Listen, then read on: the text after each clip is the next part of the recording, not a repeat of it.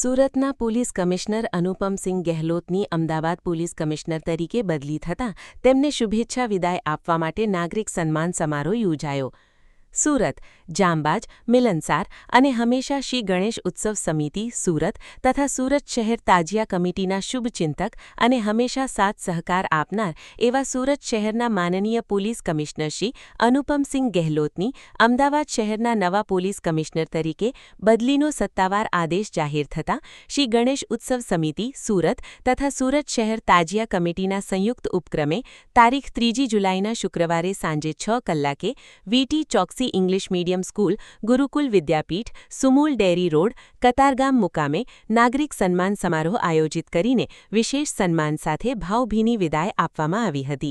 પરમ પૂજ્ય સ્વામી શ્રી અંબરીશાનંદજી મહારાજના મુખ્ય મહેમાન પદે યોજાયેલા આ પ્રસંગે સન્માનપાત્ર શ્રી અનુપમસિંહ ગેહલોત, શહેરના પ્રથમ નાગરિક શ્રીમતી માયાબેન માવાણી, પૂર્વ મેયર કદીર પીરઝાદા, સુરત શહેર ગણેશ ઉત્સવના કાર્યકારી પ્રમુખ શ્રી અની બિસ્કિટવાલા, સુરત શહેર તાજિયા કમિટીના પ્રમુખ અસદ કલ્યાણી, સ્વામી શ્રી લક્ષ્મણ જ્યોતિજી, સ્વામી શ્રી વિશ્વેશ્વરાનંદજી, મહંત શ્રી બટુકગીરીજી, મહંત શ્રી અખિલેશ દાસજી, મહંત શ્રી સાતારામ દાસજીએ મંચસ્થ મહાનુભાવો હતા. પ્રારંભે પ્રાર્થના બાદ મેયર મેડમને અન્ય સ્થળે જવાનું હોવાથી તેમનું અભિવાદન કરી તેમને સંબોધન આપતા તેમણે શ્રી કમિશનર સાહેબની કાર્યશૈલીની પ્રશંસા કરી હતી.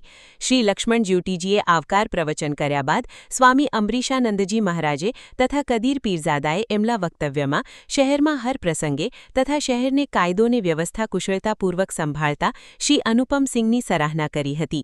કમિશનરશ્રીને આપવાના સન્માનપત્રનું વાંચન શાળાના શિક્ષિકા શ્રીમતી દેવાંશીબેન જોશીએ કર્યું હતું.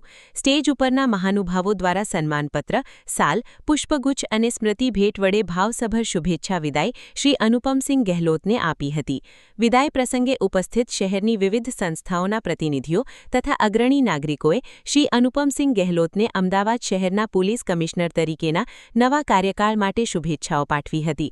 પ્રતિભાવમાં શ્રી ગેહલોત સાહેબે પ્રતિભાવમાં જણાવ્યું હતું કે મારા કાર્યકાળ દરમિયાન સુરત શહેર સાથે અનેક યાદો જોડાયેલી છે. ગુજરાતના અનેક શહેરો અને જિલ્લાઓમાં ફરજ બજાવવાનો અવસર મળ્યો છે. એમાં સુરત જેવો પ્રેમ સહકાર વધુ મળ્યો છે. સુરત શહેરના લોકોનો સહકાર, કાયદા પ્રત્યેની જાગૃતિ અને પોલીસ પ્રત્યેનો વિશ્વાસ ખરેખર પ્રશંસાપાત્ર છે.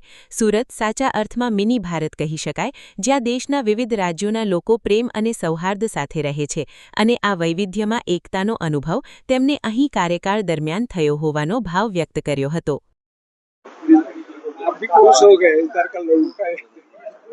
આજે મારા સન્માન સમારોહ અહીંયા રાખવામાં આવેલા છે, જેમાં અમારા પૂજ્ય અમરીશાનંદ સ્વામીજી, અમારા કદીરભાઈ પીરજાદાજી, અનિલભાઈ બિસ્કુટવાલા, અસદભાઈ સીતારામ બાપુ, તમામ અમારા સંતો મહંતો આજે મારા અહીંયા સન્માન કરે છે, મારા ટ્રાન્સફર વિદાય નિમિત્તે છે.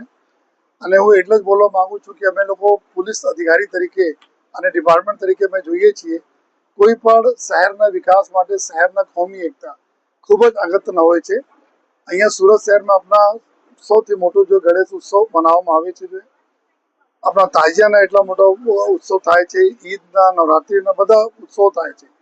પરંતુ જે રીતે તમામ અમારા આગેવાનોને મહેનતથી બધા જો ધર્મના લોકો મળીને તહેવારો સારી રીતે પોલીસના સંકલનમાં પૂર્ણ કરે છે, જેના લીધે જો સુખ શાંતિ જળવાય છે, એના લીધે આપણા શહેરના પ્રોગ્રેસ અને ગ્રોથ ખૂબ સરસ થાય છે. એના માટે હું પોલીસ ડિપાર્ટમેન્ટ તરફથી આ અમારા તમામ બંને મહાનુભાવો એની પૂરી ટીમનો અમે ખૂબ આભાર માનીએ છીએ. સાથોસાથ અમે એવું પણ જોઈએ છીએ કે અહીંયાના સુરતના તહેવારોમાં સૌથી 50% માત્રામાં આપણા બહેનો અને નાના દીકરા દીકરીઓ બી હોય છે, જો ઉત્સવને એન્જોય કરે છે. આ સૌથી આપણે બધા લોકો માટે એક સિદ્ધિ છે કે અમે તો એન્જોય કરીએ, લેકિન અમારા પરિવાર બી તહેવારો એન્જોય કરે. અને એને લીધે જો અમે ફરીથી એટલા મોટા મોટા તહેવારો આપણા શહેરના વસ્તી ડબલ થતી જાય છે અને શહેરના નામ જો પૂરા વિશ્વમાં સારી રીતે ઓળખાય છે, એના કારણ આ છે કે અમારી સુખ શાંતિ, કોમી એકતા અને કાયદાની વ્યવસ્થા. તો હું પોલીસ ડિપાર્ટમેન્ટ તરફથી બધા મહાનુભાવોનો ખૂબ આભાર માનું છું.